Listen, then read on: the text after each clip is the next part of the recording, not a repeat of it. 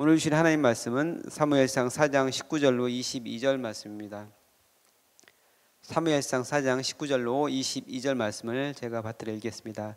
그의 며느리인 비느하스의 아내가 임신하여 해산 때가 가까웠더니 하나님의 궤를 빼앗긴 것과 그의 시아버지와 남편이 죽은 소식을 듣고 갑자기 아파서 몸을 굽으려 해산하고 죽어갈 때 곁에 서 있던 여인들이 그에게 이르되 두려워하지 말라, 내가 아들을 낳았다 하되 그가 대답하지도 아니하며 관념하지도 아니하고 이르기를 영광이 이스라엘에서 떠났다 하고 아이 이름을 이가봇이라 하였으니 하나님의 궤가 빼앗겼고 그의 시아버지와 남편이 죽었기 때문이며 또 이르기를 하나님의 궤를 빼앗겼으므로 영광이 이스라엘에서 떠났다 하였더라. 아멘.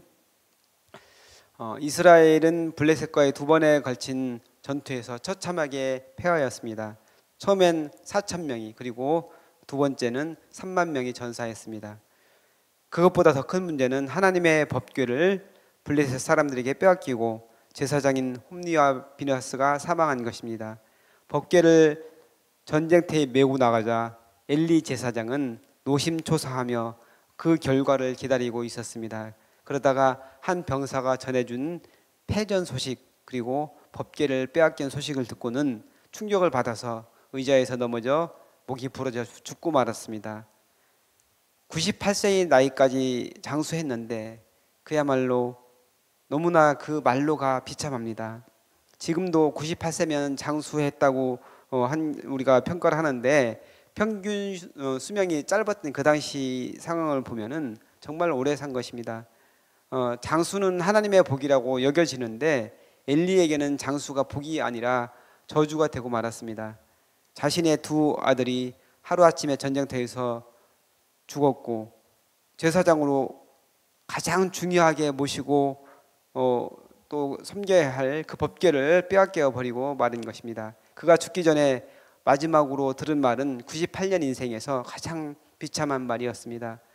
마지막이 아름다운 인생이 복된 인생입니다. 아무리 복을 누리고 풍요로운 삶을 살았다 하더라도 이렇게 죽으면 그 인생 자체가 헛된 것이 되고 맙니다. 반면에 힘들고 고통스러운 삶을 살다가 점점 좋아져서 말년에 복을 누린다면은 그 인생이 축복받은 인생이 아니겠습니까?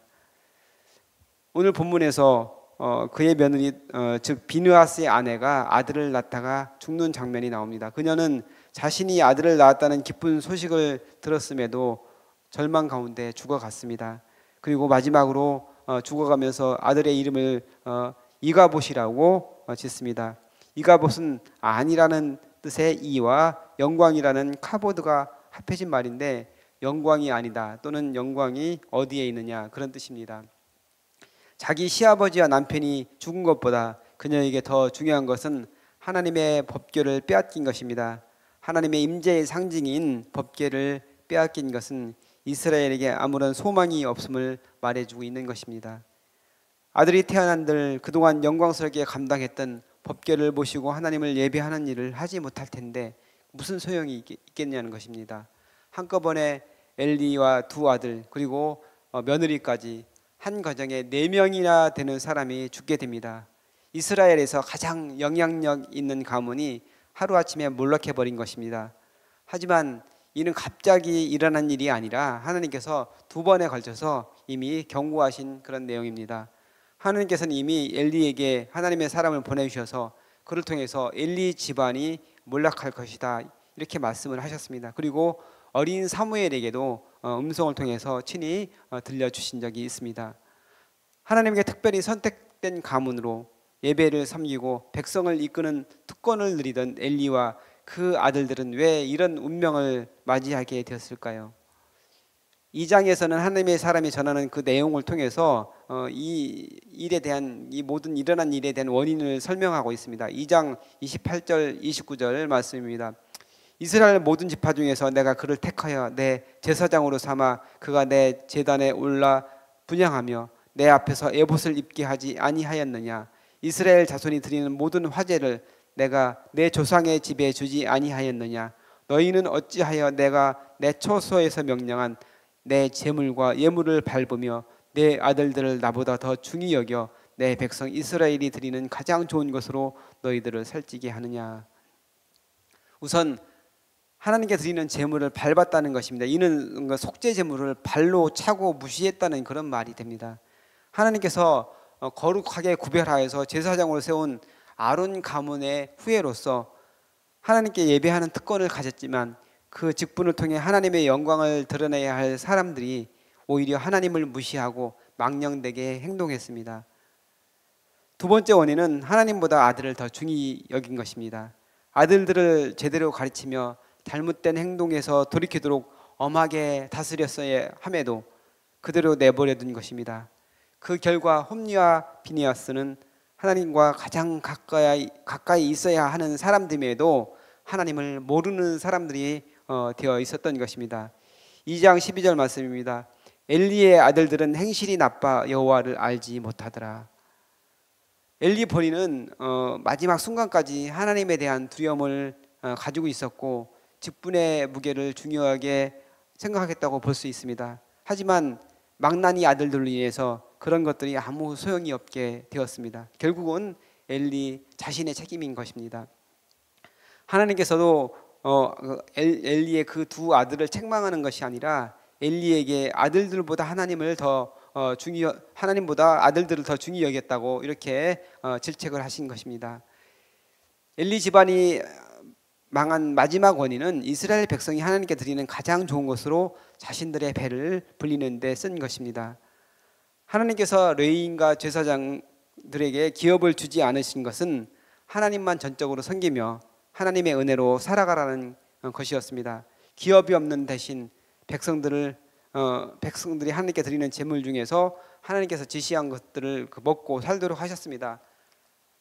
하지만 홈리와 비니아스는 자신들이 가지고 있는 지위와 특권을 이용하여 백성들을 착취하는 지경에까지 이르렀던 것입니다.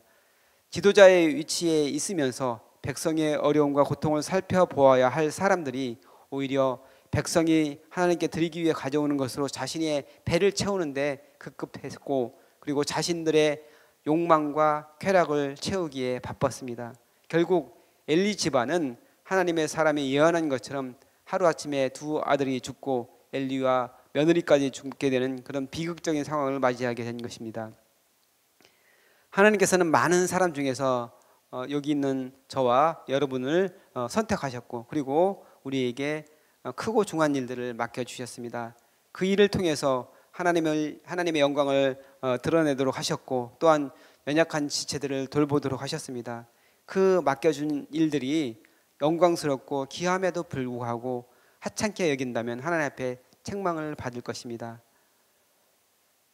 우선은 저와 같은 목회자가 이 말씀에 귀를 기울여야 할 것이고 그리고 하나님 앞에 두렵고 떨림으로 사명을 감당해야 할 것입니다. 또한 교회 안에서 여러 가지 중요한 사역을 감당하시는 분들은 그 일이 하나님께서 섬기라고 주신 직분임을 깨달아야 합니다. 그것을 가지고 다른 사람을 억누르거나 자신의 권한을 가지고 마음대로 휘두른다면 이는 하나님 앞에 큰 죄라는 사실을 기억해야 합니다.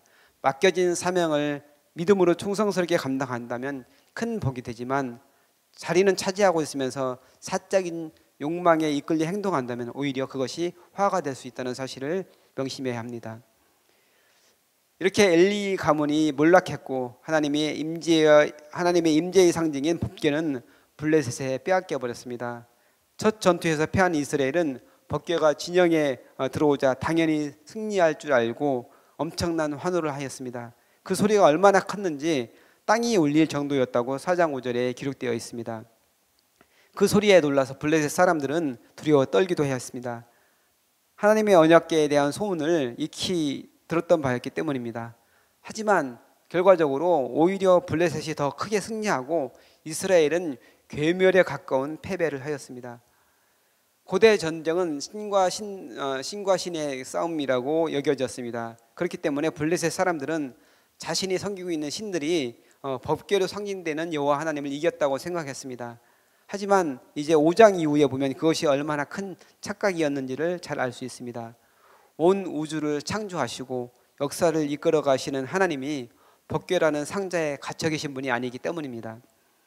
이스라엘이 첫 전투에서 패했을 때 그들은 나름대로 분석을 했습니다. 자신들이 패한 이유가 하나님의 법궤가 없었기 때문이라고 생각을 했습니다. 하지만 하나님의 법궤가 무당이나 점쟁이가 써주는 그런 부적처럼 가지고 나가면 이기는 그런 물건이 아닙니다. 이스라엘이 전쟁에서 진 이유를 잘못 분석한 것입니다. 중요한 것은 그들이 하나님을 제대로 섬기지 않고 하나님의 말씀대로 살지 않고 제멋대로 살아갔기 때문입니다. 사사기에서 계속해서 나온 표현대로 이스라엘의 왕이 없음에 각자 자기 소견에 좋은 대로 행한 것입니다. 하나님을 왕으로 섬기고 하나님께 모든 것을 맡기고 하나님의 뜻을 묻고 행동해야 하는데 자신들 마음대로 하나님을 이용하려던 것입니다. 우리는 성경을 읽으면서 우리 자신이 그 안에 있는 사람들과는 다른 사람들이라 이렇게 생각할 때가 있습니다. 은연중에 이 사람들이 이렇게 잘못하지만 우리는 그렇지 않아 속으로 생각할 때가 있지 않습니까? 이스라엘 백성이 그토록 하나님이 강조한 것들을 잊어버리고 하나님을 떠나버린 것을 왜 이렇게 했을까 하고 이상하게 생각을 합니다. 하지만 가만히 우리의 모습을 보면 우리가 바로 이스라엘 백성과 같은 사람들이라는 것을 알 수가 있습니다. 우리는 꼭 응답받아야 할 기도 제목이 있으면 열심히 기도를 합니다. 때로는 금식 기도하기도 하고 또는 날짜를 정해서 작정 기도를 하기도 합니다. 그런데 기도가 응답되는 경우도 있지만 그렇지 않을 때도 많습니다. 그러면 어떻게 합니까? 어떻게 생각을 합니까? 내가 이렇게 정말 간절하게 정성을 다해서 기도를 했는데 왜 들어주지 않냐면서 혹시 하나님을 원망하지는 않습니까? 하지만 중요하게 생각해야 될 것이 있는데 하나님께서는 우리 뜻대로 움직이시는 그런 분, 우리 마음대로 하나님을 조종할 수 있는 그런 분이 아니라는 것입니다. 하나님의 모습을 내 생각대로 만들어 놓고 하나님은 이런 분이어야 한다, 혹시 이렇게 생각하고 계시지는 않습니까? 만약 그렇다면은 그런 하나님은 블레셋 사람들이 만들어 놓고 섬겼던 우상과 다름없는 그런 신입니다. 하나님께서는 온 세상을 만드시고 역사를 이끌어 가시는 분입니다. 당신의 뜻대로 당신의 주권을 가지고 행동하십니다. 우리의 생각과 판단으로 하나님을 재단하지 말아야 합니다. 우리가 간절히 기도하고 정말 작정 기도도 하고 금식 기도도 하고 좋습니다. 그리고 나서는 하나님의 뜻을 우리는 기다리고 하나님을 신뢰하면서 그 모든 것을 맡기는 그 태도를 가지는 것이 중요합니다. 하나님께서는 우리의 형편과 처지를 잘 아시고 우리가 필요한 것이 무엇인지를 잘 알고 계십니다. 그것을 하나님의 때 하나님의 방법으로 주십니다. 비록 때로는 내가 구하는 것을 받지 못할 때가 있지만 하나님의 그 놀라운 섭리 가운데 나에게 가장 좋은 것으로 준비하고 계시다는 사실을 믿으시기 바랍니다. 그 하나님을 온전히 신뢰하시고 바라보시는 저와 여러분 되시기를 간절히 축복합니다. 다 같이 기도하겠습니다. 거룩하시고 자비로우신 아버지 하나님, 몰락한 엘리 제사장의 두 아들처럼 하나님을 모르는 사람이 되지 않게 하여 주옵소서. 늘 하나님의 임재를 경험하게 하시고 하나님의 주권을 인정하며 순종하게 하여 주옵소서. 그래서 하나님께서 예비하신 복과 은혜를 누리는 믿음의 백성들 될 수 있도록 주님께서 축복하여 주옵소서. 감사드리며 우리를 구원하신 예수님의 이름으로 기도합나이다. 아멘. 이 시간 다음과 같은 기도의 제목으로 기도하겠습니다. 지금 들은 말씀이 내 삶으로 이어지게 하옵소서. 또 다른 희년 3년의 복이 우리 말씀 삶 공동체에 풍성하게 임하게 하옵소서. 동네 세매줄 말씀 묵상과 7인 소그룹 사역을 축복하시고 6차 동소원을 통해 말씀상 공동체가 든든히 세워지게 하옵소서. 후반기 사역과 9월에 있을 캄보디아 의료 선교를 축복하옵소서. 몸과 마음이 아픈 이들, 믿음이 연약하여 흔들리는 이들을 붙잡아 주셔서 주님의 은혜와 사랑을 늘 경험하고 감사하며 살게 하여 주옵소서. 우리나라의 정치 경제가 안정되게 하시고 하나님의 정의와 평화가 강물같이 흐르게 하옵소서. 공동 기도문의 기도 제목과 여러분 가지고 나오신 각자의 기도 제목을 따라 기도하시다가 자유롭게 들어가시기 바랍니다. 기도하겠습니다.